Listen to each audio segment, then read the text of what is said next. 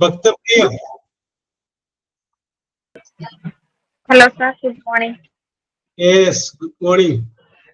ഞാൻ ആരെയും കാണാതെ ഇങ്ങനെ വിഷമിച്ചിരിക്കുകയായിരുന്നു. കേട്ടോ.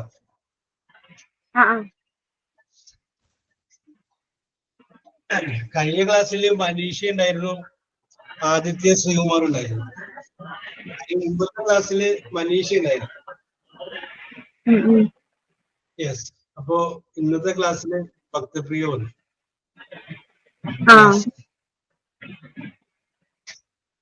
എന്താണ് ഭക്തപ്രിയ വിശേഷങ്ങൾ?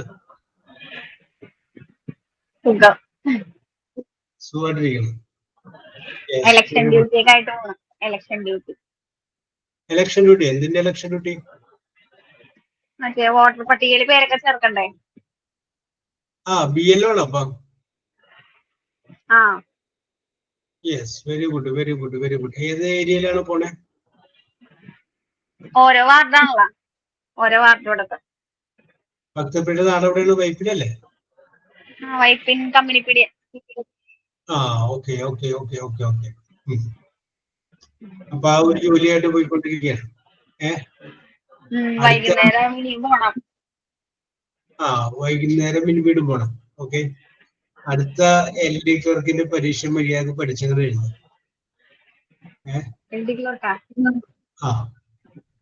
അത് കഴിഞ്ഞു കഴിഞ്ഞാൽ എവിടെ വരെ പഠിച്ചു ഭക്തപ്രിയ? +2 കഴിഞ്ഞ് ബികോം കോർപ്പറേഷൻ എടുത്തതാണ്. ഡിഗ്രി പാസ്സായില്ലേ? ഇല്ല, ഞാനത് കംപ്ലീറ്റ് ചെയ്തില്ല. ഒരു ഭയങ്കര ഒരു പ്രത്യേകത. ഞാനൊരു കാര്യം പറയാം. ഏതായാലും കംപ്ലീറ്റ് ചെയ്തില്ലല്ലോ. അടുത്ത ലാസ്റ്റ് ഗ്രേഡിന്റെ പരീക്ഷ എഴുതി കഴിഞ്ഞ് പരീക്ഷയുടെ ആപ്ലിക്കേഷൻ അയച്ചിട്ട് കംപ്ലീറ്റ് ചെയ്യാം. ഒരു സാധ്യതയുണ്ട്, ഭയങ്കര സാധ്യത. ഞാൻ എന്റെ കാര്യം പറയാം, അറിയാവുന്നതായിരിക്കും. നമ്മുടെ നാട്ടിലെ കുറെ അധികം ആളുകൾ ഈ SSLC പരീക്ഷ പാസ്സാവാത്ത കുറെ ആൾക്കാരുണ്ട്, ആളുകൾ. അവർക്കൊക്കെ KCBയിൽ ജോലി കിട്ടി. എന്തുകൊണ്ടാണ് ജോലി കിട്ടാൻ കാരണം എന്നറിയാം? KCB മസ്തൂർമാരെ എടുത്തപ്പോ നിബന്ധനകളിൽ പറഞ്ഞത് SSLC പാസ്സാകരുത്, ഇതാണ് ക്വാളിഫിക്കേഷൻ. അപ്പൊ SSLC പാസ്സായവരാണ് എല്ലാവരും, പാസ്സാവാത്തവരില്ല. അത് വളരെ കുറച്ചു പേരുണ്ടാവുകയുള്ളൂ, മണ്ടന്മാരായിട്ടുള്ള ആൾക്കാര്. അവരിന്ന് ഏറ്റവും കൂടുതൽ മാർക്ക് കിട്ടിയവര് അവർക്ക് ജോലിക്കാരായി. അപ്പൊ അവര് കുറെ പേര് തമാശക്ക് പറഞ്ഞു, നിങ്ങളൊക്കെ ഇത്രയും പഠിച്ചിട്ട് ജോലി കിട്ടിയില്ല, ഞങ്ങള് 10ാം ക്ലാസ് തോറ്റ ഞങ്ങൾക്ക് ജോലി കിട്ടി. അപ്പൊ വെൽഡിങ് വർക്ക്ഷോപ്പ് കണകുണയൊക്കെ ചെയ്തുകൊണ്ട് കുറെ പേർക്ക് ജോലി കിട്ടി. കാരണം 10ാം ക്ലാസ് ജയിച്ചവരെ അവർ വിളിച്ചില്ല കേസ്. എന്തുകൊണ്ട് വിളിച്ചില്ല എന്ന് ചോദിച്ചാൽ, ഈ KCB മസ്തൂർമാരെ വിളിക്കുമ്പോ PGയും ഡിഗ്രിയും ഒക്കെ ഉള്ള ആളുകളാണ് അപേക്ഷിക്കുന്നത്. അപ്പൊ മസ്തൂറിന്റെ ജോലി എന്ന് പറഞ്ഞാല് പോസ്റ്റുമ കയറുക എന്നുള്ളതാണ്. അപ്പോ ഇവര് ഇത്രയും ക്വാളിഫിക്കേഷൻ ഒക്കെ ഉള്ളതുകൊണ്ട് ഡിപ്പാർട്ട്മെന്റിലോട്ട് മസ്തൂറായിട്ട് കയറി കഴിഞ്ഞാൽ ഉടനെ തന്നെ അടുത്ത ടെസ്റ്റ് ഡിപ്പാർട്ട്മെന്റിന്റെ ഉള്ളിൽ എഴുതിയിട്ട് അവരിങ്ങനെ കയറി പോകും. അപ്പൊ ഏറ്റവും താഴെയുള്ള ജോലി ചെയ്യേണ്ട ആൾക്കാരില്ല. അപ്പൊ അതുകൊണ്ട് KCB തീരുമാനിച്ചു, ഇനി മസ്തൂർമാരെ വിളിക്കുമ്പോൾ SSLC തോറ്റവരെ മാത്രം വിളിച്ചാൽ മതി എന്ന് തീരുമാനിച്ചു. അങ്ങനെ കുറെ പേര്. അതുപോലെ ഞാൻ എക്സാമ്പിൾ പറഞ്ഞത്, അതുപോലെ തന്നെ കേരള പബ്ലിക് സർവീസ് കമ്മീഷൻ തീരുമാനിച്ചിട്ടുണ്ട്, ലാസ്റ്റ് ഗ്രേഡ് തസ്തികക്ക് അപേക്ഷ അയക്കുന്നവർ ഡിഗ്രി പാസ്സാവാൻ പാടില്ല എന്ന് ഒരു നിബന്ധന വെച്ചിട്ടുണ്ട്. അപ്പൊ നന്നായിട്ട് പഠിക്കുന്ന കുട്ടികളായിരിക്കും, പക്ഷെ അവർ ഡിഗ്രി പാസ്സായത് കൊണ്ട് അവർക്ക് ലാസ്റ്റ് ഗ്രേഡ് പരീക്ഷയ്ക്ക് അപേക്ഷ അയക്കാൻ പറ്റില്ല. യെസ്. അതുകൊണ്ട് അടുത്ത ലാസ്റ്റ് ഗ്രേഡ് പരീക്ഷക്ക് അപേക്ഷ അയക്കും. അത് കഴിഞ്ഞതിന് ശേഷം നമുക്ക് ഡിഗ്രിയുടെ ബാക്കി ചെയ്യാം. അപേക്ഷ അയച്ചാൽ മതി. അപേക്ഷ അയക്കുന്ന സമയത്ത് ക്വാളിഫൈഡ് ആയാൽ മതി. അത് കഴിഞ്ഞതിന് ശേഷം മെനക്കെട്ടിരുന്ന് അങ്ങോട്ട് പഠിക്കും. കാരണം മിക്കവരും ഡിഗ്രി പാസ്സായവരായിരിക്കും, അവരായിരിക്കും PSC കോച്ചിങ് ക്ലാസ്സിൽ പോയി പഠിക്കുന്നത്. യെസ്. അല്ലാതെ പോകുന്നവരാരും PSC കോച്ചിങ് ക്ലാസ്സിൽ പോയി പഠിക്കുന്നുണ്ടാവില്ല. അപ്പൊ ഭക്തപ്രിയ 2 ഗ്രേഡ് ടെസ്റ്റ് ഒക്കെ മേടിച്ചു വെച്ച് മെനക്കെട്ടിരുന്ന് പഠിച്ചു കഴിഞ്ഞാൽ മലയാളത്തിലായിരിക്കും പരീക്ഷ. ഭക്തപ്രിയ ആയിരിക്കും ചിലപ്പോൾ 1ാം റാങ്ക് ആയിട്ട് വന്നെ. മാസം ഒരു 40,000 രൂപ ലഭിക്കുന്നതിൽ ബുദ്ധിമുട്ടൊന്നുമില്ലല്ലോ? ഒരു ബുദ്ധിമുട്ടില്ല. യെസ്. മാസം ഒരു 40-45 രൂപ വാങ്ങിക്കുകയും 60 വയസ്സ് വരെ ജോലി ചെയ്യുന്നതിലും ബുദ്ധിമുട്ടൊന്നുമില്ലല്ലോ. സന്തോഷമുള്ളൂ. അപ്പൊ അടുത്ത ലാസ്റ്റ് ഇയർ പരീക്ഷ നോക്കി വെച്ചേക്കണം. ഇപ്പൊ എനിക്കറിയാവുന്ന കുറച്ച് കുട്ടികൾ, അവര് ഡിഗ്രി സെക്കൻഡ് ഇയർ ഒക്കെ പഠിച്ചു, അവരൊക്കെ എന്നെ വന്നിട്ടുണ്ട് എറണാകുളം ജില്ലയിൽ. ഒരു പയ്യൻ 176ാമത്തെ റാങ്കിൽ വന്നതാണ് അമ്മ കണ്ടപ്പോ പറഞ്ഞു. യെസ്. അപ്പോ ഡിഗ്രി പാസ്സാവാത്ത കുട്ടികളാണ് എന്നത് വരാൻ പാടുള്ളൂ. ധൈര്യമായിട്ട് എഴുതുക, പഠിക്കും, മെനക്കെട്ടിരുന്ന് പഠിക്കും. ഒരു ദിവസം ഒരു 10 ക്വസ്റ്റ്യൻ ആൻസർ വെച്ച് പഠിച്ചാൽ മതി. 10 വെച്ച് പഠിച്ചാൽ മതി. നാളെ തുടങ്ങാന്നല്ല, ഇന്ന് തുടങ്ങിക്കോ. എന്റെ ലാസ്റ്റ് ഡേറ്റ് എന്താണ് അപേക്ഷ വന്നതെന്നുള്ളത് PSC ഓൺലൈൻ രജിസ്ട്രേഷൻ നടത്തി വെച്ചിട്ടുണ്ടോ? എന്റെ കൊച്ച ഇതൊക്കെ ചെയ്യണ്ടേ. അപ്പൊ അതൊന്നും ഇനി വൈകണ്ട, ഇന്ന് തന്നെ പോയിട്ട് ഓൺലൈൻ രജിസ്ട്രേഷൻ നടത്തി വെക്കാം. അപ്പൊ അതിന്റെ ഗുണം എന്താന്ന് പറയുന്നത്, ഇടക്കിടക്ക് ആഴ്ചയിൽ 2 ആഴ്ച കൂടുമ്പോഴൊക്കെ നിങ്ങളുടെ അക്കൗണ്ട് തുറന്നു നോക്കിയാൽ ഏതൊക്കെ ജോലിക്ക് അപേക്ഷിക്കാമെന്നുള്ള അതിൻ്റെ അകത്ത് വന്ന് കിടപ്പുണ്ടാവും. അപ്പൊ നമ്മൾ PSC ഒന്നും നോക്കാൻ പോകണ്ട. അപ്പൊ നമ്മളിപ്പോ ഭക്തപ്രിയ എൻട്രി ചെയ്യുമ്പോൾ ഭക്തപ്രിയയുടെ ക്വാളിഫിക്കേഷൻ അതൊക്കെ എൻ്റെ അത് എഴുതുമല്ലോ. ആ ജോലിയുടെ അപേക്ഷകള് PSC വിളിക്കുമ്പോൾ ഇതിൻ്റെ അത് നോട്ടിഫിക്കേഷൻ വന്ന് കിടപ്പുണ്ടാവും. ആ നോട്ടിഫിക്കേഷൻ വെച്ചാൽ നമുക്ക് മുന്നോട്ട് പോകാം. അപ്പൊ കണ്ടില്ല കേട്ടില്ല, ഇടയ്ക്ക് ഒരു 2 ആഴ്ച കൂടുമ്പോഴേക്കൊന്ന് നമ്മുടെ അക്കൗണ്ട് ഒന്ന് തുറന്നു നോക്കിയാൽ മതി. നമുക്ക് ഒരു അക്കൗണ്ട് ഉണ്ടാവുമല്ലോ, ആ അക്കൗണ്ട് തുറന്നു നോക്കി കഴിഞ്ഞാല് കിടപ്പുണ്ടാവും, നമുക്ക് അപേക്ഷ.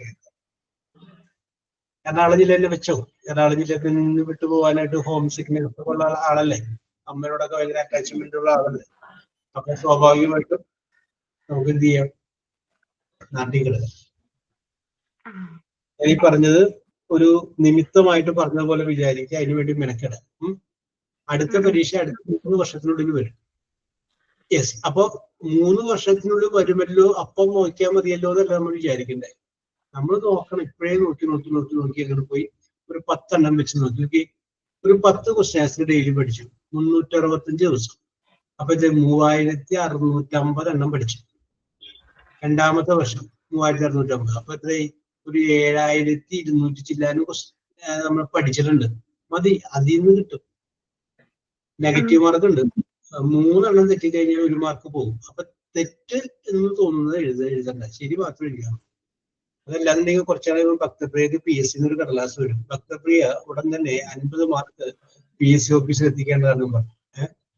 കാരണം കിട്ടിയതിനേക്കാളും കൂടുതൽ മാർക്ക് അങ്ങോട്ട് കൊടുക്കാനുണ്ടെങ്കിൽ പണിയായില്ലേ. യെസ്. അപ്പൊ അതുകൊണ്ട് കറക്റ്റ് ആയിട്ട് പഠിച്ചേക്കാം, പോയി പരീക്ഷ എഴുതുക. ആദ്യത്തെ ശമ്പളം വാങ്ങുമ്പോൾ മാത്രം എന്നെ ഓർക്കാം. ഇത് അന്ന് ജോബ് സാറ് നൽകിയ ഇൻസ്പിറേഷൻ ആണ്. ആ ഇൻസ്പിറേഷന്റെ പുറത്താണ് ഞാൻ ചേർന്നത്. അതുകൊണ്ട് എന്റെ ജീവിതമാകെ മാറി മറിഞ്ഞു എന്ന് നമുക്ക് ചിന്തിക്കാം. നമുക്ക് എന്നും ഈ ലാസ്റ്റ് ആയിട്ട് ഇരിക്കേണ്ട കാര്യമില്ല. നമ്മൾ ലാസ്റ്റ് ആയിട്ട് കയറുക. ആ കയറി കഴിഞ്ഞതിന് ശേഷം വീണ്ടും ബൈ ട്രാൻസ്ഫർ എന്ന് പറയുന്ന ഒരു പരീക്ഷ ഉണ്ട്. ആ പരീക്ഷ എഴുതുക. ആ പരീക്ഷയില് ഏറ്റവും കൂടുതൽ മാർക്ക് വേണം, 40% മാർക്ക് കിട്ടിയാൽ മതി. അപ്പൊ നമ്മൾ ജയിച്ചു. അപ്പോ ആ 40% മാർക്ക് നമുക്ക് കിട്ടിക്കഴിഞ്ഞാല് നമ്മളെ റാങ്ക് ലിസ്റ്റിൽ പെടുത്തി. പിന്നത്തെ വർഷവും ഈ പരീക്ഷ എഴുതും. അപ്പൊ ജയിക്കുന്നവരെ ഭക്തപ്രിയയുടെ അടിയിൽ വരും. പിന്നത്തെ വർഷവും വരും. അത് അങ്ങനെ അടിയിൽ വന്നുകൊണ്ടിരിക്കും. ഈ റാങ്ക് ലിസ്റ്റ് ഒരിക്കലും അവസാനിക്കില്ല.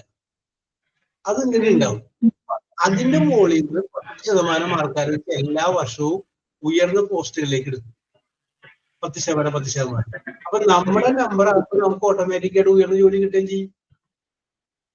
മനസ്സിലായോ? അതല്ലാതെ നമ്മൾ വിചാരിക്കും പ്യൂണായിട്ട് പോയിട്ട് മരണം വരെ പ്യൂൺ ആവേണ്ടത് വിചാരിക്കും. ആവണ്ട. ഇങ്ങനെ നമുക്ക് അതിന് കയറി പോവാം. പക്ഷെ ഇതൊക്കെ ഈ സർവീസിൽ ഗവൺമെന്റ് സർവീസിലൊക്കെ ഇരുന്നവർക്ക് ഇതിനെക്കുറിച്ച് കൂടുതൽ അറിയാൻ പറ്റുള്ളൂ. ഞാനപ്പോ അതിൻ്റെ അകത്ത് ഉണ്ടായിരുന്ന ഒരാളായത് കൊണ്ടാണ് ഞാൻ ഇത്രയും കൃത്യമായിട്ട് പറയുന്നത്. യെസ്. ഇനി ഭക്തപ്രിയക്ക് നല്ല ഡിപ്പാർട്ട്മെന്റ് ഒക്കെ കിട്ടിയാലേ ഭക്തപ്രിയയുടെ നമ്പർ അടുത്ത് എടുക്കാൻ നേരത്ത് അവിടെ വിളിച്ചേക്കുന്നത് RT ഓഫീസിലേക്കാണ് വിളിച്ചേക്കുന്നത്. അപ്പൊ RT ഓഫീസിലോട്ട് കിട്ടും ഭക്തപ്രിയക്ക്. പഞ്ചായത്ത് ഓഫീസിലേക്കുള്ള വേക്കൻസി അപ്പൊ വന്ന് കിടക്കണമെങ്കിൽ പഞ്ചായത്തിലോട്ട് വെക്കും. വില്ലേജിലോട്ടാണ് വന്ന് കിടക്കണമെന്നുണ്ടെങ്കിൽ വില്ലേജിൽ വെക്കും. നിങ്ങൾ നല്ലൊരു ഭാഗ്യമുള്ള പെൺകുട്ടി ആയതുകൊണ്ട് നല്ല ഡിപ്പാർട്ട്മെന്റിലോട്ട് ചിലപ്പോൾ കിട്ടും. യെസ്. മനസ്സിലായോ? കേൾക്കാനൊക്കെ നല്ല സുഖമുണ്ട് സാറേ, അല്ലേ? വർക്ക് ചെയ്താൽ കിട്ടുന്നു. കഷ്ടപ്പെട്ടാൽ മതി, എനിക്ക് കഷ്ടപ്പെട്ടാൽ മതി, നമ്മൾ ചെയ്യാൻ പറ്റും വിചാരിക്കണം. അപ്പൊ ഇന്ന് മുതൽ തീരുമാനിച്ചില്ലേ? തീരുമാനിച്ചു. അപ്പൊ ഇന്ന് തന്നെ പോയിട്ട് PSC രജിസ്റ്റർ ചെയ്യുന്നു. നമ്മൾ ഇന്ന് മുതൽ 10 ലാസ്റ്റ് ഡേറ്റിന് പുസ്തകം മേടിക്കാറ്. അപ്പൊ അത് വെച്ച് പഠിച്ചു തുടങ്ങിക്കോ. അത് വെച്ചങ്ങനെ പഠിച്ചു തുടങ്ങിക്കോ. ജനറൽ നോളജ് കടകൂടെയൊക്കെ. പിന്നെ കറന്റ് അഫയേഴ്സ്. ഇപ്പൊ 10ാം ക്ലാസ്സിൽ 7ാം ക്ലാസ്സാണ് ഇതിന്റെ ക്വാളിഫിക്കേഷൻ ചോദിക്കുന്നത്. 7ാം ക്ലാസ്. അപ്പൊ 7ാം ക്ലാസ്സിൽ ലെവലിലുള്ള കാര്യങ്ങൾ പഠിച്ചാൽ മതി. അല്ലാണ്ട് ഇന്റർനാഷണൽ കാര്യങ്ങളൊന്നും പഠിക്കണ്ട. 7ൽ ടെസ്റ്റ് മേടിക്കുക സോഷ്യലില്ല. അത് തുടക്കം തുടങ്ങി അവസാനം വരെ വായിക്കുക. അത് കഴിഞ്ഞതിന് ശേഷം അതൊന്ന് അടയാളപ്പെടുത്തി വെക്കുക. 1 വേർഡ് കറക്റ്റ്. അതിനോടൊപ്പം തന്നെ 7ലെ ഹിസ്റ്ററി മേടിക്കുക. ഇത് മതി. അപ്പൊ 7ാം ക്ലാസ് വരെ 7, 6 ടെസ്റ്റ് വായിച്ചാൽ മതി. സംഗതി എല്ലാത്തില്ല. അതിൽ നിന്നുള്ള ചോദ്യം.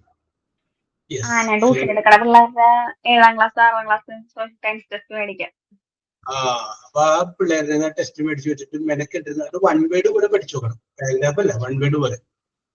അപ്പൊ രക്ഷപ്പെടാം. യെസ്. എന്നിട്ട് നമുക്ക് എന്തുവേണം, ഇംഗ്ലീഷിൽ സംസാരിച്ചുകൊണ്ടിരുന്നാൽ മതിയോ? നമുക്ക് സംസാരിക്കാം. ഓക്കെ. Very good.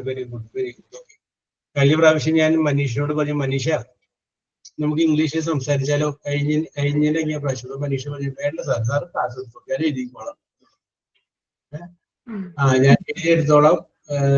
സംസാരിച്ചപ്പോ മനീഷയ്ക്ക് ഒരു പേടി ആയതുകൊണ്ടാണ്. യെസ്. അപ്പൊ നമുക്ക് ആരംഭിക്കാം. മനീഷ അല്ല, ഭക്തപ്രിയ. വളരെ നാളുകൾക്ക് ശേഷമാണ് ഭക്തപ്രിയ ഞാൻ നമ്മൾ വീണ്ടും കാണുന്നത് അല്ലെ? ഇതും ഒരു പ്രാവശ്യം നമ്മൾ കണ്ടു കുറെ കാര്യങ്ങളൊക്കെ പറഞ്ഞതാണ്. ഓർമ്മയുണ്ടോ? അല്ല സാർ, ഒരു ഡൗട്ട് ചോദിക്കട്ടെ? യെസ്, 1 or 2 ചോദിച്ചോളൂ. നമ്മളിപ്പോ ഹോസ്പിറ്റൽ അഡ്മിനിസ്ട്രേഷന് ഇന്റർവ്യൂവിനൊക്കെ പോണല്ലോ. യെസ്, പോണം. അപ്പൊ അവിടെ എങ്ങനെയാണ് സംസാരിക്കണം? നമ്മൾ ഇംഗ്ലീഷിലായിരിക്കണം മൊത്തം സംസാരിക്കേണ്ടത്? ഇംഗ്ലീഷായിരിക്കണം. നമ്മൾ പഠിച്ച ക്വസ്റ്റ്യൻസ് തന്നെയാണോ, അല്ലെങ്കിൽ വെറുതെ എന്തെങ്കിലുമൊക്കെ ചോദിക്കണം? പഠിച്ച ടോപ്പിക്സ് ചോദിക്കും. പിന്നെ വേണമെന്നുണ്ടെങ്കിൽ നമ്മൾ അവിടെ ചെല്ലുമ്പോൾ തന്നെ ഒരു ബയോഡേറ്റ എഴുതി കൊടുക്കുന്നത്. ആ ബയോഡേറ്റ വെച്ചിട്ടായിരിക്കും ചോദ്യങ്ങൾ ചോദിക്കുക. ബയോഡേറ്റയിൽ നമ്മൾ എഴുതില്ല പേര്, അഡ്രസ്, ഹോബി, അതൊക്കെ നമ്മൾ എഴുതി കൊടുക്കും. ഇത് നമ്മൾ ഇന്റർവ്യൂ ചെയ്യുമ്പോൾ അവരുടെ കയ്യിലുണ്ടാവുമല്ലോ. അപ്പൊ അവര് അത് വെച്ചിട്ട് ആയിരിക്കും ചോദ്യങ്ങൾ ചോദിക്കും. പിന്നെ ഒരു കോമൺ ആയ ഒരു ചോദ്യം ചിലപ്പോ ചോദിക്കാം ചെല്ലുമ്പോ തന്നെ. അപ്പൊ ഭക്തപ്രിയ വാതിൽ മുഖ്യത്തേക്ക് കയറി. ഭാഗത്തേക്ക് കയറി കഴിയുമ്പോൾ സ്വാഭാവികമായിട്ട് ഞാൻ ചോദിക്കുന്നു, ഞാനാണ് ഇന്റർവ്യൂ ചെയ്തത്. ഓ, your name is Bhaktapriya, please take your seat എന്ന് പറയുന്നു. ഭക്തപ്രിയ എന്ത് ചെയ്യുന്നു?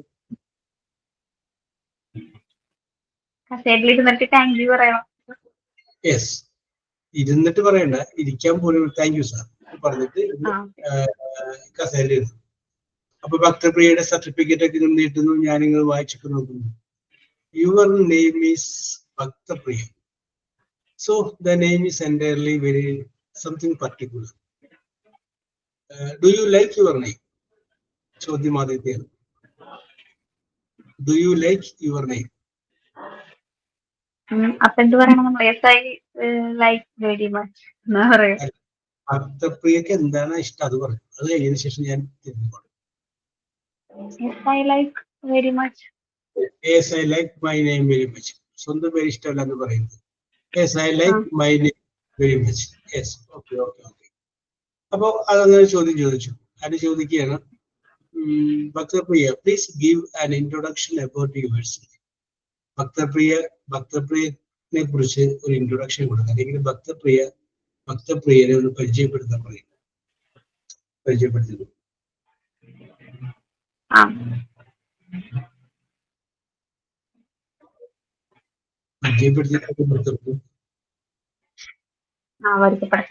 ഒരു മിനിറ്റ് സാർ. ഓക്കെ, സമയമൊക്കെ എടുത്തു.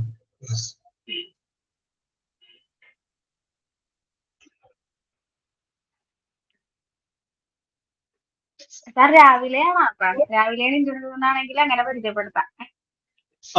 രാവിലെ വിചാരിച്ചു. Good morning, sir.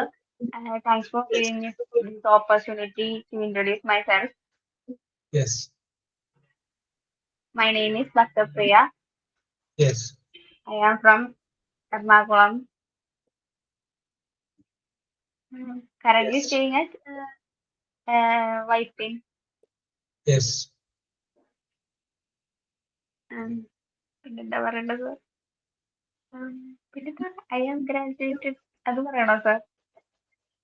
ഭക്തപ്രിയക്ക് എന്താണ് തോന്നുന്നത് മുഴുവൻ പറയും. അത് കഴിഞ്ഞ ശേഷം നമുക്ക് തിരുത്താം. അതൊന്നും പറയാനില്ല. കയ്യിലേക്കാണ് വടി തന്നേക്കുന്നത്. Okay. I did my graduation at Parovan Smart Free Institution. Yes. I am looking for a job at hospital.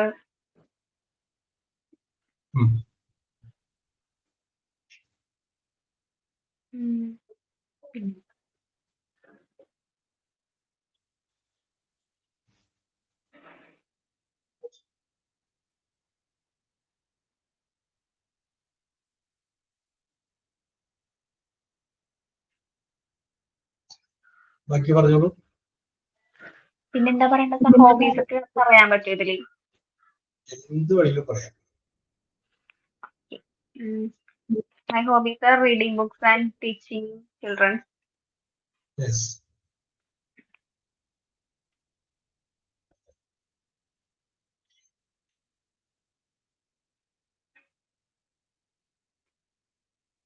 ഇത്രയൊക്കെ പറ്റുന്നുള്ളൂ. വേറെന്താ പറയണ്ട? ഓക്കെ. അപ്പൊ നമുക്ക് തിരുത്തി വരാം. ഓക്കെ. അപ്പൊ നമ്മൾ ഇന്റർവ്യൂവിന്റെ ഇടക്കാണല്ലോ ഈ ചോദ്യം ചോദിച്ചത്. അപ്പൊ പിന്നെ രണ്ടാമത് പിന്നീട് ഗുഡ് മോർണിംഗ് വേണ്ട. അപ്പോ please give an introduction about yourself എന്ന് പറഞ്ഞ സ്ഥലത്ത് ആ ചോദ്യത്തിന് ആരംഭിക്കാം. ആദ്യമായിട്ട് വേണമെന്നുണ്ടെങ്കിൽ മനീഷയ്ക്ക് എന്ത് ചെയ്യാം? മനീഷയുടെ പേര് പറയാം. മൈ നെയിം, എന്റെ പേരെന്താണ്? അത് വേണമെങ്കിൽ ഒന്നുകൂടി റിവീൽ ചെയ്യാം. പേര് പറഞ്ഞിട്ട് മനീഷയ്ക്ക് ആരംഭിക്കാം. യെസ്, അപ്പൊ അത് പറഞ്ഞു. My name is Bhaktapriya. Yes. ഇനി നമുക്ക് വേണമെങ്കിൽ രണ്ടാമത് പറയാവുന്നത് ഭക്തപ്രിയ എവിടെ നിന്നാണ് വരുന്നത്. അത് നമുക്ക് അടുത്ത കാര്യത്തിൽ നമുക്ക് അത് ഉൾപ്പെടുത്താം. I am coming from. അപ്പൊ നമുക്ക് എറണാകുളം എന്നുള്ളത് അവിടെ നിൽക്കട്ടെ. കറക്റ്റ് സ്ഥലമാണ്. അത് വൈപ്പിനല്ലേ? വൈപ്പിൻ ഇൻ എറണാകുളം എന്നാണ്. മനസ്സിലായോ? വൈപ്പിൻ ഇൻ എറണാകുളം. അപ്പൊ സംഗതി correct. I am coming from Vypin, അല്ലെങ്കിൽ I am coming from Puthuvype in Ernakulam district. വലിയ സ്ഥലമാണ്. ഇനി അത് വേണ്ടത് ഭക്തപ്രിയയുടെ ക്വാളിഫിക്കേഷൻ പറയാം. ഈ മാരീഡ് ആണെങ്കിൽ മാരീഡ് എന്ന് പറയാം, അല്ലെങ്കിൽ അൺമാരീഡ് ആണെങ്കിൽ ഐ ആം സിംഗിൾ എന്ന് പറയാം, അല്ലെങ്കിൽ ഐ ആം അൺമാരീഡ് എന്ന് പറയാം. യെസ്, അപ്പൊ അത് ആ ഒരു പോയിന്റ് കൂടി വന്നു. പിന്നെ ഭക്തപ്രിയയുടെ ക്വാളിഫിക്കേഷൻ എന്താണെന്ന് പറയണം. യെസ്, അപ്പൊ ഏത് ജോലിക്കാണോ പോകുന്നത് ആ ജോലിയുമായി ബന്ധപ്പെട്ട ക്വാളിഫിക്കേഷൻ ആദ്യം പറയും. അപ്പൊ ഹോസ്പിറ്റൽ അഡ്മിനിസ്ട്രേഷന്റെ ജോലിക്കാണ് പോകുന്നത്. അപ്പൊ അതുകൊണ്ട് നിങ്ങൾ പറയാം I passed diploma in hospital administration from smart edu consultancy north പറഞ്ഞു. അത് നമ്മുടെ ക്വാളിഫിക്കേഷൻ. ഇനി നമ്മൾ പറയും മൈ അഡീഷണൽ ക്വാളിഫിക്കേഷൻസ് ആണ്. അത് ഈ ജോലിക്കുള്ള ക്വാളിഫിക്കേഷൻ. ഇത് കൂടാതെയുള്ള എന്റെ അഡീഷണൽ ക്വാളിഫിക്കേഷൻ ഉണ്ട്. I completed my degree BCom with corporation. I also diploma holder in computer application. അങ്ങനെ എന്തെല്ലാം ക്വാളിഫിക്കേഷൻസ് അഡീഷണൽ ആയിട്ട് ഭക്തപ്രിയക്കുണ്ടോ ആ അഡീഷണൽ ക്വാളിഫിക്കേഷൻസ് കുറിച്ചൊക്കെ പറയും. ഇങ്ങനെ ക്വാളിഫിക്കേഷൻസ് ഒക്കെ ഉണ്ട്. യെസ്, ഇനി ഭക്തപ്രിയനെ തന്നെ ഒന്ന് വിലയിരുത്തുക. നിങ്ങൾ എങ്ങനെയാണ്? ഭക്തപ്രിയനെ നാട്ടുകാർ വിലയിരുത്തുന്നുണ്ടാവും, അത് പോട്ടെ, അത് അവരുടെ ജോലി. ഭക്തപ്രിയനെ തന്നെ ഒന്ന് വിലയിരുത്തുക. ഈ വന്നിരിക്കുന്ന ജോലിക്ക് ഭക്തപ്രിയ ഫിറ്റ് ആണോ, അനുയോജ്യമാണോ എന്ന് ഭക്തപ്രിയ തന്നെ പറയുന്നു. അപ്പൊ വന്നിരിക്കുന്ന ജോലിയുമായി ബന്ധപ്പെട്ട കാര്യങ്ങൾ, അത് എന്തെങ്കിലുമായിട്ടുള്ള കാര്യങ്ങൾ ചെയ്യാനായിട്ട് നിങ്ങൾക്ക് കഴിയുമെന്നുള്ള കാര്യം പറയും. അത് പറയുമ്പോൾ ഒരു അഹങ്കാരം പോലെ തോന്നരുത്. അഹങ്കാരം അല്ലാത്ത രീതിയിൽ, അല്ലെ? നമുക്ക് ആത്മവിശ്വാസം ഇല്ലേ? ആത്മവിശ്വാസവും അഹങ്കാരത്തിന്റെയും ഇടയിൽ ഒരു തലമുടിനാരിന്റെ ഗ്യാപ്പുള്ളൂ. ആത്മവിശ്വാസം ചിലപ്പോൾ എന്തായിട്ട് മാറും? അഹങ്കാരമായിട്ട് മാറും. അതിന്റെ ഇടയിൽ ഒരു ഗ്യാപ്പുള്ളത് ഒരു തലമുടി നാരിഴയുടെ ഗ്യാപ്പാണ് എന്ന് പറഞ്ഞതുപോലെ വളരെ ആത്മവിശ്വാസത്തോടു കൂടി പറയാം ഐ ആം കോൺഫിഡന്റ്. എനിക്ക് വളരെ ആത്മവിശ്വാസമുണ്ട്. In handling the hospital administration works hospital administration work handle ചെയ്യാൻ പറ്റുമെന്ന് എനിക്ക് വളരെയധികം കോൺഫിഡൻസ് ഉണ്ട്. യെസ്, ടീച്ചറാണെങ്കിൽ നമ്മൾ പറയാം I am confident to teach the children systematically. നന്നായിട്ട് കുട്ടികളെ പഠിപ്പിക്കാൻ പറ്റും എന്നല്ല പറയുന്നത്, പഠിപ്പിക്കാൻ പറ്റുമെന്നുള്ള ഒരു വിശ്വാസം എനിക്കുണ്ട്. യെസ്, അപ്പൊ ഒരു അഹങ്കാരം പറച്ചിലല്ല, ഒരു കോൺഫിഡൻസ് നമ്മൾ പറയുന്നത്, നമ്മുടെ ഒരു കോൺഫിഡൻസ്. യെസ്, അപ്പൊ അതുപോലെ വന്ന ജോലിയുമായി ബന്ധപ്പെട്ടുള്ള നിങ്ങൾക്ക് എന്തുകൊണ്ട് ആ ജോലി നിങ്ങൾ അപേക്ഷിച്ചു, എന്തുകൊണ്ട് നിങ്ങൾ ആ ജോലിയുടെ ഇന്റർവ്യൂവിന് വന്നു എന്നുള്ളതിന്റെ കാരണം നിങ്ങൾ വെളിപ്പെടുത്തുക. Yes, okay. അപ്പൊ അത് വെളിപ്പെടുത്തി എന്തൊക്കെയാണ് കാരണം. ഇനി നിങ്ങൾ പഠിച്ചുകൊണ്ടിരിക്കുന്ന സമയത്ത് എന്തെങ്കിലും ലെവലിൽ റിമാർക്കബിൾ ആയിട്ടുള്ള ഒരു പ്രോഗ്രസ് നിങ്ങളുടെ ജീവിതത്തിൽ ഉണ്ടായിട്ടുണ്ടെങ്കിൽ, അക്കാഡമിക്കിലോ നോൺ അക്കാഡമിക് ആയിട്ടുള്ള എന്തെങ്കിലും ഒരു പ്രോഗ്രസ് ഉണ്ടായിട്ടുണ്ടെങ്കിൽ അതിനെ കുറിച്ച് പറയും. ഉദാഹരണം പറയാം, നിങ്ങൾ ഹോസ്പിറ്റൽ അഡ്മിനിസ്ട്രേഷൻ പഠിച്ചപ്പോൾ I was the top scorer. ഞാനായിരുന്നു ഏറ്റവും ഉയർന്ന മാർക്ക് നേടിയ വിദ്യാർത്ഥി, അല്ലെ? അത് റിമാർക്കബിൾ ആയ ഒരു അച്ചീവ്മെന്റ്സ് അല്ലേ? Out of 500 students I was the top scorer. I was the second top. ഞാൻ രണ്ടാമത് ഏറ്റവും കൂടുതൽ മാർക്ക് മേടിച്ചത് ഞാനായിരുന്നു. അങ്ങനെ പറയാം. ഇനി അതുമല്ല എങ്കിൽ നിങ്ങൾ ആ ബികോമിന് പഠിച്ച സമയത്ത് ഉണ്ടായ ഒരു ഇൻസിഡന്റ്, അല്ലെങ്കിൽ അവിടെ വെച്ച് നിങ്ങൾക്ക് എന്തെങ്കിലും റിമാർക്കബിൾ ആയിട്ടുള്ള അച്ചീവ്മെന്റ്സ് ഉണ്ടായിട്ടുണ്ടെങ്കിൽ അതിനെ കുറിച്ച് പറയാം. During my degree I was the top scorer from the university, Gandhi university. അങ്ങനെ നിങ്ങൾക്ക് എന്താണോ റിമാർക്കബിൾ ആയിട്ടുള്ളത് പറയാം. അതല്ല എങ്കിൽ അങ്ങനെ പഠിച്ചുകൊണ്ടിരിക്കുന്ന സമയത്ത് നിങ്ങൾ നാഷണൽ ലെവലിലുള്ള ഒരു സ്പോർട്സ് ചാമ്പ്യൻഷിപ്പിൽ പങ്കെടുക്കുന്നുണ്ട്, അത് നിങ്ങൾക്ക് പറയാം. I also participated in national level sports championship conducted in Pune. പൂനെയിൽ വെച്ചിരുന്ന ഇതിനകത്ത് ഞാൻ പങ്കെടുക്കുന്നുണ്ട്. അപ്പോൾ ഈ കേൾക്കുന്ന ആൾക്ക് നിങ്ങളെ കുറിച്ച് ഒരു ഇംപ്രഷൻ വരെയാണ്. കൊള്ളാം, അപ്പൊ ഈ ജോലിക്ക് മാത്രമല്ല ഒരുപാട് ക്വാളിറ്റീസ് ഉള്ള കൊച്ചാണ് നിന്റെ മുന്നിൽ വന്നിരിക്കുന്നത് എന്ന് അവർക്ക് ബോധ്യപ്പെടണം. യെസ്, അപ്പൊ അങ്ങനെയുള്ള കാര്യങ്ങൾ പറയും. യെസ് ഒക്കെ കൂടി ഒരു 2 മിനിറ്റ് കൂടുതൽ പോകണ്ട. അത് കഴിഞ്ഞതിന് ശേഷം എന്ന് പറയുന്നു, ഈ അവസരം തന്നതിന് ഒരു നന്ദി പറഞ്ഞുകൊണ്ട് that is all about myself sir. ഹോബിയും പറയാം, ഹോബിയും പറയാം. ഹോബിയില് റീഡിങ് പറയാം, റീഡിങ് ആണെങ്കിലേ പറയാം കേട്ടോ. കാരണം ഈ ഹോബിയിൽ നമുക്ക് റീഡിങ് പറഞ്ഞു കഴിഞ്ഞാൽ അടുത്ത ചോദ്യം അവർ ചോദിക്കും, Bhaktapriya, you read books, okay? Which type of books you read? Who is your favorite writer? ഇങ്ങനെ ഒരുപാട് ചോദ്യങ്ങൾ അവിടെ നിങ്ങൾ വരും. ആ ചോദ്യത്തിനുള്ള മറുപടി കൂടി നമ്മുടെ കയ്യിൽ ഉണ്ടാവണം. Yes, which type of books you read? എങ്ങനെയുള്ള പുസ്തകങ്ങളാണ് വായിക്കുന്നത് എന്ന് ചോദിക്കുമ്പോൾ ഭക്തപ്രിയ ഒരു വെയിറ്റ് കിട്ടാൻ വേണ്ടി പറയും, ഐ റീഡ് ഓട്ടോബയോഗ്രഫി. ഞാൻ ഓട്ടോബയോഗ്രഫിയാണ് വായിക്കുന്നത്. യെസ്, അപ്പൊ അവര് വേറെ ഒരു 5-8 ഓട്ടോബയോഗ്രഫിയുടെ പേര് പറയും. എനിക്ക് ചോദിക്കും, ഹാവ് യു റെഡ് ഇറ്റ്? ഇതൊക്കെ വായിച്ചിട്ടുണ്ടോ ഭക്തപ്രിയ? യെസ്, വായിച്ചിട്ടുണ്ടെന്ന് ഞാൻ പറഞ്ഞ അതിൽ നിന്നുള്ള ചോദ്യം വരും. അപ്പൊ വായിക്കാത്തതുകൊണ്ട് ഭക്തപ്രിയ പറയില്ല, അത് ഞാൻ വായിച്ചിട്ടില്ല. അപ്പൊ you are the reader of autobiography but you have not read these type of autobiographies. Last ചോദിക്കും, name the autobiography that you have read last. ഏറ്റവും ഒടുവിൽ ഭക്തപ്രിയ വായിച്ച ഓട്ടോബയോഗ്രഫിയുടെ പേരൊന്ന് പറയാമോ? ആ സമയത്താണ് നമ്മൾ മുട്ടിടുന്നത്. നമ്മൾ വായിക്കാറില്ല, ഇല്ല. അപ്പൊ നമ്മൾ നുണ പറഞ്ഞുണ്ടായി. യെസ്, അപ്പൊ നമ്മൾ കൊടുക്കുന്ന ഉത്തരത്തിൽ നിന്നാണ് സപ്ലിമെന്ററി ആയിട്ടുള്ള അടുത്ത ചോദ്യം വരുന്നത്. ഇതെപ്പോഴും ഓർമ്മയില്ലാവും. യെസ്, റീഡിങ് പറഞ്ഞു, അത് കുഴപ്പമൊന്നുമില്ല. പക്ഷെ ആ റീഡിങ് പറയുന്നതിന് മുമ്പേ തന്നെ നമ്മൾ എന്ത് അറിഞ്ഞിരിക്കണം, റീഡിങ് ഉണ്ടാവണം. ഇല്ലെങ്കിൽ കയറി പറയാന്നുള്ളത്, ഇല്ലെങ്കിൽ വേറെ വല്ല കാര്യങ്ങൾ പറഞ്ഞാൽ മതി. യെസ്, അടുത്ത ഞാൻ പറയാം. അപ്പോ അതിനെ കുറിച്ച് പറഞ്ഞു, ഹോബിനെ കുറിച്ച് പറഞ്ഞു. അപ്പൊ അങ്ങനെ പറഞ്ഞു. അപ്പൊ അത്രയും കാര്യങ്ങളൊക്കെയാണ് ഈ സംഗതിയിൽ ഈ 2 മിനിറ്റ് എന്ന് പറയുന്ന ആ സമയത്തിനുള്ളിൽ ഉൾപ്പെടുന്നത്. അല്ല സാർ, അതിലൊരു ഡൗട്ട്. ഞാൻ LCC കമ്പ്യൂട്ടർ എഡ്യൂക്കേഷൻ പഠിക്കാൻ പോയിട്ടുണ്ടായിരുന്നു. അപ്പൊ അത് നമ്മൾ ഇതിൽ പറയണോ? പറഞ്ഞു. അപ്പൊ അതെങ്ങനെ പറയേണ്ടത്? അത് പാസ്സായ? പാസ്സായി. അപ്പൊ അത് പാസ് ഐ പാസ്ഡ് കമ്പ്യൂട്ടർ.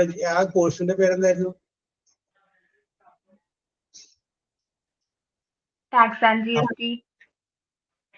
അപ്പൊ ആ സർട്ടിഫിക്കറ്റിൽ ഉണ്ടാവും ആ കോഴ്സിന്റെ പേര് കൊടുത്തിട്ടുണ്ടാവും. സർട്ടിഫിക്കറ്റ് ഉണ്ട്. സർട്ടിഫിക്കറ്റിൽ ആ കോഴ്സിന്റെ പേരുണ്ടാവും. ഐ പാസ്ഡ് ആ കോഴ്സിന്റെ പേര് പറയുന്നു. ഫ്രം ഏത് സ്ഥാപനത്തിൽ നിന്നാണ് പഠിച്ചിറങ്ങിയത് ആ സ്ഥാപനത്തിന്റെ പേര് പറയുന്നു. LCC. ഓക്കെ. യെസ്, അത് PSC അംഗീകൃതമായിരുന്ന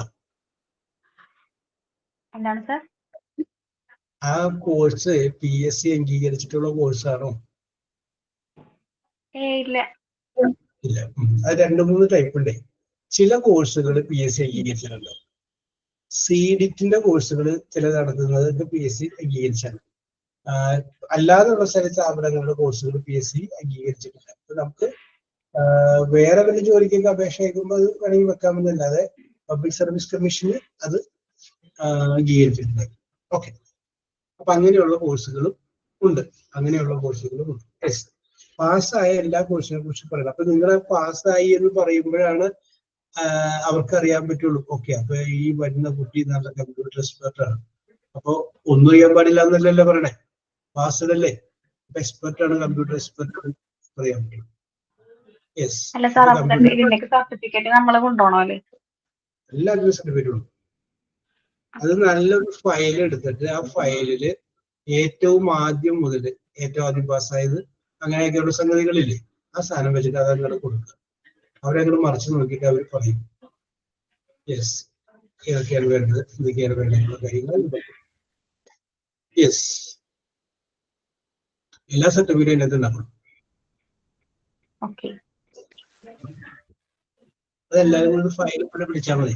അത് സർട്ടിഫിക്കറ്റ് ഒക്കെ വെക്കാൻ പറ്റിയ നല്ല ഭംഗിയുള്ള ഫയല് കിട്ടും. അതിൻ്റെ അകത്ത് പിൻ ചെയ്ത്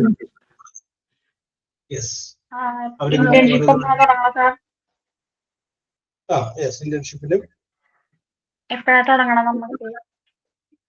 അതിന്റെ കാര്യങ്ങളൊക്കെ ടീച്ചർ പറയൂട്ടോ, മറ്റേ ടീച്ചർ പറയും. അപ്പൊ അതുമായി ബന്ധപ്പെട്ട കാര്യങ്ങളുണ്ടെങ്കിൽ ആ സർട്ടിഫിക്കറ്റുകൾ, ഇന്റേൺഷിപ്പിന്റെ ട്രെയിനിങ്ങിന്റെ കാര്യങ്ങളും അതും അതിൻ്റെ അകത്ത് വയ്ക്കാം. ആ കാര്യങ്ങളും നമുക്ക് വാല്യൂ ഉള്ളതാണ്. അപ്പൊ അത് നമുക്ക് കൊടുക്കാം. അതൊന്നും കുഴപ്പമില്ല, സർട്ടിഫിക്കറ്റ് ഒക്കെ കൊടുക്കാം. നമ്മളങ്ങനെ പ്രസന്റ് ചെയ്യണം നല്ല ഭംഗിയായിട്ട്, എഴുതി പഠിച്ച് ആ വീട്ടില് ആ വരാന്തയിലൊക്കെ നിന്ന് പറഞ്ഞൊക്കെ നോക്കി നല്ല ക്ലീൻ ആയിട്ട് അങ്ങനെ പറയണം. ആ വോയിസ് റെക്കോർഡ് ഓൺ ആക്കിയിട്ട് അങ്ങനെ പറഞ്ഞു നോക്കാം. Yes, my name is Bhaktapriya, I am coming from Puthuvype in Ernakulam district. I am an unmarried person. So I pass. നിങ്ങളങ്ങനെ ക്ലീൻ ആയിട്ട് ഇങ്ങനെ പറഞ്ഞു കഴിയുമ്പോൾ ഇന്റർവ്യൂ ബോർഡിൽ ഇരിക്കുന്ന ആൾ പറയണം കൊള്ളാം, സ്മാർട്ട് ഗേൾ പറയണം. ഞാനൊരു കാര്യം, ഭക്തപ്രിയ എന്നൊരു ഹോസ്പിറ്റലിൽ നടത്തുന്നത് വിചാരിക്കും. ഒരു കഴിവില്ലാത്ത ഒരാളെ പിടിച്ചു നോക്കും.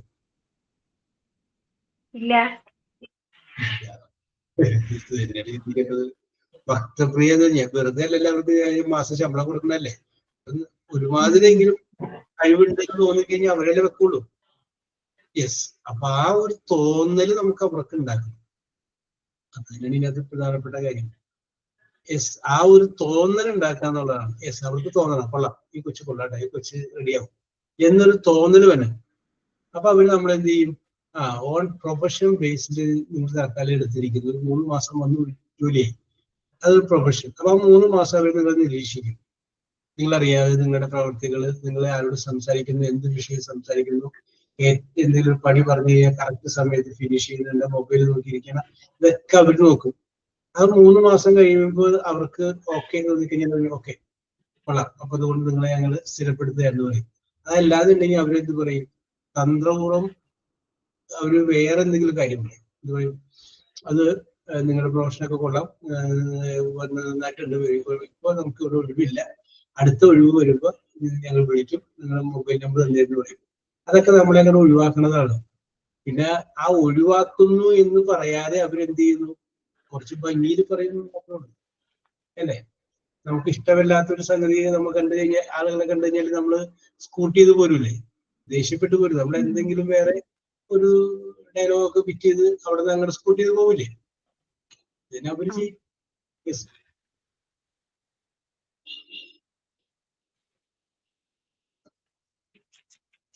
ഭക്തപ്രിയ പേടിക്കണ്ട, ഒരു സെൽഫ് ഇൻട്രൊഡക്ഷൻ എഴുതിയുണ്ടാക്കും. ഇപ്പൊ സാർ പറഞ്ഞത് എഴുതിയെടുത്തിട്ടുണ്ട്. എന്തോ അല്ല ഇപ്പൊ സാർ പറഞ്ഞു തന്നതൊക്കെ എഴുതിയെടുത്തിട്ടുണ്ട്. അതൊക്കെ വെച്ചിട്ട് ഒരെണ്ണാട് തയ്യാറാക്കുന്നു. തയ്യാറാക്കി കഴിഞ്ഞതിന് ശേഷം എന്ത് ചെയ്യുന്നു? അതങ്ങോട്ട് പഠിക്കുന്നു. പഠിച്ചിട്ട് അതൊന്ന് പറഞ്ഞു നോക്കുന്നു. എന്നിട്ട് അതങ്ങോട്ട് പറഞ്ഞു നോക്കി കാണാപ്പാടം പഠിച്ചുകൊണ്ടൊന്നും അതിനെ പോലെയല്ല, നമ്മൾ മനസ്സിൽ നിന്ന് എടുത്ത് അപ്പൊ പറയുന്ന പോലെ തോന്നണം കേൾക്കുന്നത്. കൊള്ളാം. Yes, we should be well prepared. നമ്മൾ നല്ല പ്രിപ്പറേഷനിലാണ് പോകണം. ഞാനേ പബ്ലിക് സർവീസ് കമ്മീഷന്റെ ഒരു ഇന്റർവ്യൂവില് പണ്ട് പങ്കെടുക്കുകയാണ്. ഞാൻ അങ്ങോട്ട് കയറി ചെന്നു. തൃശ്ശൂർ PSC ഓഫീസിൽ വെച്ചാണ് ഇന്റർവ്യൂ. അപ്പൊ PSC മെമ്പർ ഉണ്ട്, വേറെ കുറച്ച് പേരൊക്കെ ഉണ്ട്. അപ്പോ എന്നോട് സർട്ടിഫിക്കറ്റ് നോക്കിയിട്ട് PSC member, oh your name is Job. My name is Job. First question പുള്ളി ചോദിച്ചു, ഹു ഈസ് ജോബ്?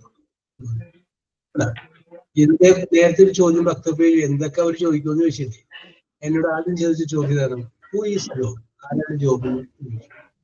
ഈ ചോദ്യം ഞാൻ പ്രതീക്ഷിച്ചതായിരുന്നു.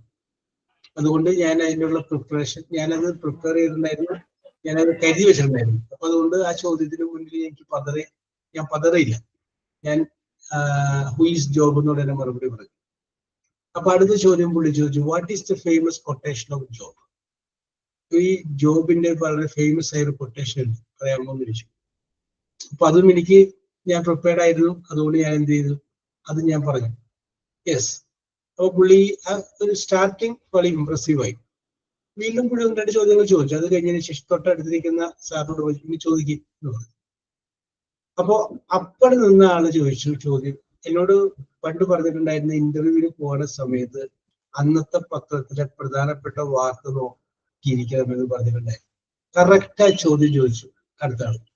ഇന്നത്തെ പത്രത്തിലെ പ്രധാനപ്പെട്ട ഒരു വാർത്തയുണ്ട്, അത് പറയാമോ ചോദിച്ചു.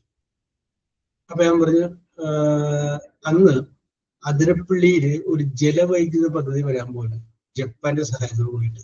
അതിനെതിരെ സമരവും അതും പ്രശ്നങ്ങളൊക്കെ നടക്കുന്ന അതുമായി ബന്ധപ്പെട്ട ഒരു വാർത്ത ഉണ്ടായിരുന്നു. അപ്പൊ ആ വാർത്തയാണ് അവർ ചോദിച്ചത്. അപ്പൊ ഞാൻ പറഞ്ഞു, സാറേ ഇന്ന വാർത്തയാണ്, ഇന്നതിനെ കുറിച്ചൊക്കെയാണ് വിഷയം, ഇന്നതിനെ കുറിച്ചൊക്കെയാണ് എന്ന് ചോദിച്ചു. യെസ്, അങ്ങനെ പറഞ്ഞു. അപ്പൊ പുള്ളിക്ക് അത് ഇഷ്ടപ്പെട്ടു. യെസ്, കാരണം അന്നത്തെ പ്രധാന വാർത്ത നമുക്ക് പറയല്ലേ. Yes, okay. അപ്പൊ അതും ആ സാറിന് ഇഷ്ടപ്പെട്ടു. പിന്നെ അദ്ദേഹം ചോദിച്ചു, അപ്പൊ ജലവൈദ്യുത പദ്ധതിനെ കുറിച്ച് ചോദിച്ചതിന് ശേഷം പറഞ്ഞു, ഏതൊക്കെ കാടുകളിൽ പോയിട്ടുണ്ട്? അടുത്ത ചോദ്യം ചോദിച്ചു. ഇംഗ്ലീഷാണ് ചോദിച്ചു, ഏതൊക്കെ കാടുകളിൽ പോയിട്ടുണ്ട് ചോദിച്ചു. അപ്പൊ ഞാൻ പോയിട്ടുള്ള കാടുകൾ, ആതിരപ്പള്ളി വായശാലൊക്കെ പണ്ട് ടൂർ പോയത്, ഇങ്ങനെയൊക്കെ പറഞ്ഞു. യെസ്. പിന്നെ 2 ചോദ്യം കൂടി ചോദിച്ചു. ഓക്കെ, പോയിക്കൊള്ളാൻ പറഞ്ഞു.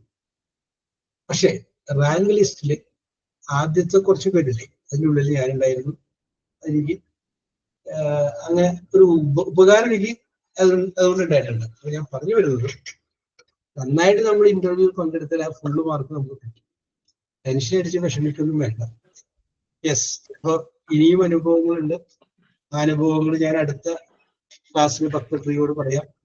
എല്ലാ അനുഭവങ്ങളും ഒറ്റയ്ക്ക് അങ്ങനെ പറഞ്ഞു കഴിഞ്ഞാൽ ഭക്തപ്രിയത്തിന് താങ്ങാനായിട്ട് പറ്റിയില്ലെങ്കിലും വിചാരിച്ചിട്ട് ഞാൻ അവസാനിപ്പിക്കുകയാണ്. We will meet in the next class. Okay, bye. Okay, sir. Thank you. Okay, welcome.